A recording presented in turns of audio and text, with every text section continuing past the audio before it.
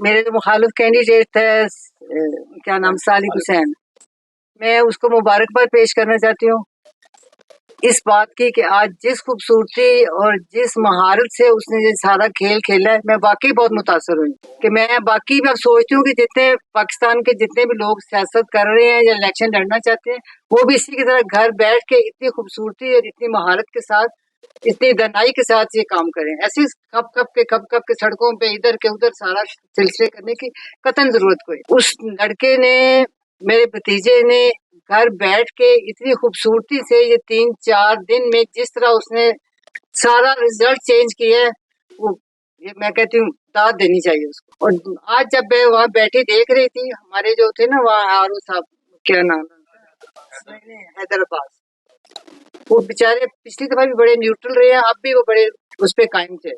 शुरू में जब हम बैठे हैं अमर साहब थे वहाँ, हम बड़े अच्छे माहौल में बैठे रहे। उसके बाद जब वो आया डीपीयू, उसने आके अपने बॉस के ऑर्डर के मुताबिक ऐसा पलटा किया हर चीज का, बड़े अच्छे माहौल में, वो भी गपशप करके हंस हंस के चीजें करता जा रहा था।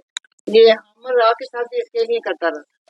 और उसके बाद उसने जो जो उसको फोन पे फौरन ऑर्डर आ रहे थे उसके मुताबिक वो अपनी चीजें कर रहा था। लेकिन बड़ी वो भी मैं कहती हूँ उसकी भी बड़ी महारत है, उसका एक्सपीरियंस है बहुत ज्यादा हो गया ऐसे कामों का।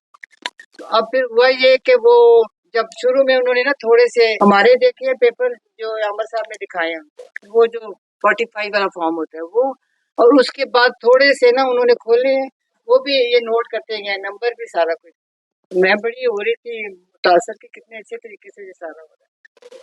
और वो जब इन्होंने नोट किए हैं और थोड़े से, और बाकी हमारे जितने किए गए वो अहमद साहब आपको तफसील बता देंगे, क्योंकि इलेक्शन वाली चीजों का मुझे ये समझ नहीं है। तो उसके बाद उन्होंने ये किया कि वो आया डीपीओ, डीपीओ ये ना, हाँ जी, आके उसको अपना हैदराबाद को साथ छोटा सा कमरा था वहां ले गया अंदर, बस पता नहीं 2 मिनट या 4 मिनट जो उसने बात की, उसके बाद वो बाहर आके बैठे हैं, तो वो सारा सीन ही बताया। और उसके बाद उनको वो बाहर ले गया, उसके बाद उन्होंने वो पोस्टर जो थे ना बैटरी वो दिखाए हैं, उसके बाद उन्होंने खोले नहीं बाकी। ये अमर साहब इशरार करते रहे कि आप बाकी ये अपने खोल के दिखाएं उनको, जितने खोले हैं उसमें से अब यकीन करें, अगर मेरा खाना जो भी कुछ होएगा मैं उसके आपको बता रही हूँ साले के, जिधर कटिंग हुई थी अगर 200 है उसके आगे 2 सिफरे और लगे 2000 बन के, अगर उसके 20 वोट थे तो उसके आगे 2 लगाए, 3 लगाए, 4 लगाए, इस तरह से सारा बनाते हैं। और बड़े आराम से सारी कटिंग करके आराम आराम से पिछले मेरे ख्याल 3-4 दिन में इन्होंने घर बैठ के कराया किया, जो भी वो जाने और इनका अल्लाह जाने, इतने आराम से सारा कुछ मैनेज हो गया। जो 2 दिन हमें वहाँ सड़क पे बिठाई रखे है ना, कुछ उस दिनों में हुआ है, कुछ उसके बाद हुआ होगा कल तक, वो तो कोई जाने किस तरह किया है ना, क्योंकि इतने ज्यादा वो थे। अब देखे ना मेरी लीड देखें जो अब मेरा 1.5 लाख तक पहुंच चुकी है, वो दूसरे डाक वाले और वो जेल वाले सारे डाल डूल कर इसके देखें। तो कोई दुनिया में इस चीज को मानेगा? कितना उसका बनता है, पहले 70 था, नहीं नहीं उसका 30,000 टोटल, अब उसका 29 या 30 पे चला गया। और मेरा देखिए अब 1.5 लाख पे, अब उससे देखिए इसको अब क्या कहेंगे, ना ये धांधली है ना ये धांधला है, इसके लिए तो कुछ नया ही लफ्ज पता नहीं कौन वो करेगा उसको, आजाद या क्या, कौन सी इस्तेलाह आप इस्तेमाल करेंगे, मुझे तो इस चीज की समझ नहीं। अब दुनिया सारी देख रही है, थोड़ा बहुत होता है ना, हजारों में होता है या 100 में होता है, लेकिन इस तरह का डिफरेंस इतना ज्यादा वो किस तरह ने किया, तो वो आप इसकी खूबसूरती देखें, कमाल देखें। तो इसको दोबारा मैं मुबारक भी देती और शाबाश भी देती, कितना माया नाज और क्या कहना चाहिए खूनखार, और किसका क्या मैं कहूँ, इसका इतना लायक फायक बच्चा मैंने जिंदगी में नहीं देखा। वो गिनती का तो कुछ बनता ही नहीं है, वो गिनती ये काम कर रही है, गिनती किससे करानी है और कैसे होनी है, अब ये बताएं। इस माहौल में कुछ हो सकता है? कोई डीपीओ को उसने, मैं 32 चौधरी परवेज लाई की तरफ से वहाँ पे कवरिंग कैंडिडेट थी, वहाँ पे हम सुबह 9 बजे गए हैं आर ओ के ऑफिस में, नाम क्या था जी आर ओ का वहाँ पे, मलक इब्राज।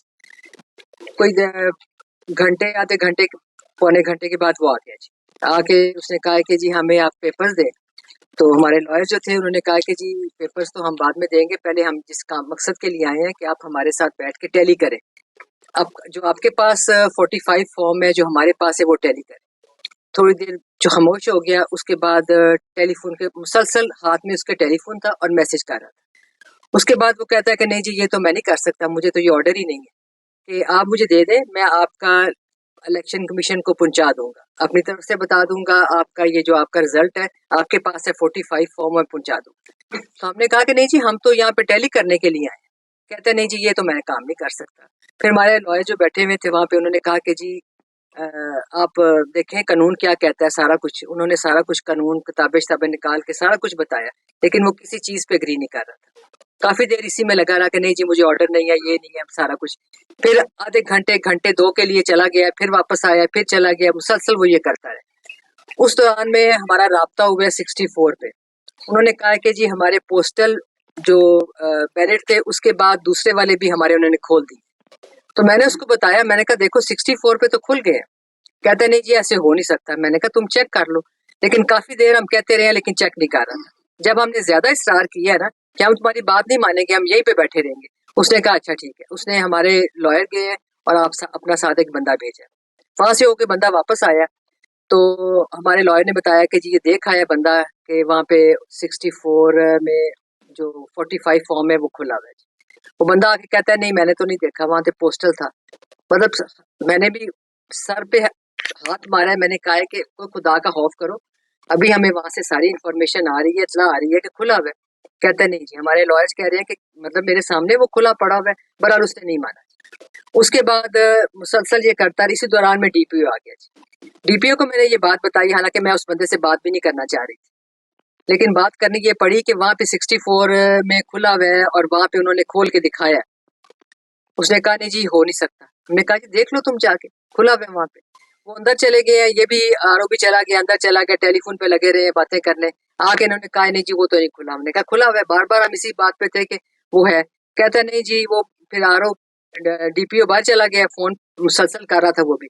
اس نے کہا ہے کہ جی آر او نے کہ جی میں مجبور ہوں, ہمارے پاس اس کی ریکارڈنگ بھی ساری ہے, کہ آپ کو بھی پتا ہے مجھے کیا مجبوری ہے. میں نے کہا تمہیں مجبوری ہے تو تم یہ کام چھوڑ کے چلے جاؤ. کہتا میں چھوڑ کے کدھر جاؤں. میں نے کہا گھر. کہتا مجھے وہ گھر بیٹھنے دیں گے, ساری ریکارڈنگ ہے میرے پاس اس کی. کہتا جی گھر مجھے بیٹھنے دیں گے. میں نے کہا اللہ کو جواب دینا ہے کہ نہیں. کہتا جی اللہ کو میں جواب دینا ہے میں نے, لیکن اللہ بھی تو دیکھ رہا ہے نا میرے ساتھ کیا ہو رہا ہے, میرے ہاتھ بندھے ہوئے ہیں. یہ ایگزیکٹلی اس بندے کے الفاظ تھے, میرے ہاتھ بندھے ہوئے ہیں. میں نے اس کو بار بار یہی کہہ رہی تھی کہ اللہ کو جواب دو کہ ہاتھ بندھے ہوئے بھی ہے نا, پھر بھی چھوڑ دو یہ نوکری جس میں تم اتنے لاچار ہو, چھوڑ دو وہ نوکری. بہرحال وہ بھی ساتھ ملا ہوا بھی تھا, مجبور تھا, ساری چیزیں کٹھی تھی. اس کے بعد کیا ہوا ہے کہ ڈی پی او جو ہے نا پھر دوسری طرف چلا گیا. وہاں پہ جا کے اس نے دیکھا ہے 64 پہ کہ یہ ہو رہا ہے کہ وہاں پہ کھلے ہوئے ہیں. اس نے وہاں پہ بھی بند کرا دیا. اور وہاں پہ جو ان کے پولنگ ایجنٹ بیٹھا ہوا تھا نا وہ حافظ عقیل ہے, سالک کا پرسنل سیکٹری ہے جی. پولنگ ایجنٹ وہاں بیٹھا ہوا تھا. میں نے پوچھا کون بیٹھا ہوا, انہوں نے بتایا جی وہ بیٹھا. میں اس کو بڑی اچھی طرح جانتی ہوں کیونکہ گھر میں وہ سالک کے گھر میں ہوتا ہے جی, اور ساتھ ہی پرویز صاحب کا گھر ہے. میں نے بہت دفعہ اس کے ساتھ دیکھا ہے, اور آتے جاتے ہوئے وہ سارے بندوں کو اندر لے کے جاتا تھا. بہرحال وہ وہاں بیٹھا ہوا تھا. اس کے بعد یہ ڈی پی اور سارا وقت اندر باہر یہ کرتے رہے, فون پہ لگے رہے. ہمارے سامنے ایک دفعہ فون لے کے باہر چلا گیا. جی سر آپ کو بھی پتا ہے سر, اس کا سر کون ہے جی. اس کا اپنا سر تو نہیں ہے نا, وہ تو جو سر وہاں بیٹھا ہوا ہے وہی سر ہے نا اس کا. بہرحال وہ باہر چلا گیا. اس کے بعد اس نے کیا کیا ہے کہ وہ تھوڑی دیر کے لیے نا پھر غائب ہو گیا. اتنی دیر میں وہی عقیل جو ہے حافظ عقیل, وہ مجھے پتا چلا کہ ادھر آ گیا جی. الیکشن کمیشن میں آپ نے جانا ہے, الیکشن کمیشن میں ہمیں تو کوئی انسٹرکشن ہی نہیں آئی کہ جی آپ کو کھول کے دکھایا جائے. اور ہمارے وکیل صاحب وہاں بیٹھے ہوئے تھے, سارا کچھ اس سے صبح سے لے کے 9 بجے تک اس کے بحث جب بھی آتا تھا وہ بحث کرتے تھے, لیکن وہ نہیں سنی جا رہی. ہم آر او کے دفتر میں گئے, 5 دیر کے بعد انہوں نے بلایا. ہم روز آتے تھے, کہتے تھے 4 بجے آنا, 4 بجے جاتے تھے, کہتے آر او صاحب نہیں ہے. آج انہوں نے بلایا 9 بجے سمن کر کے. مجھے پٹواری میرے گھر گیا تھا, اس نے بولا چودھری صاحب آپ کو کل آر او صاحب بلا رہے ہیں. میں نے کہا چلو بڑی اچھی بات ہے. 5 دن کے بعد ان کو باری یاد آئی ہے.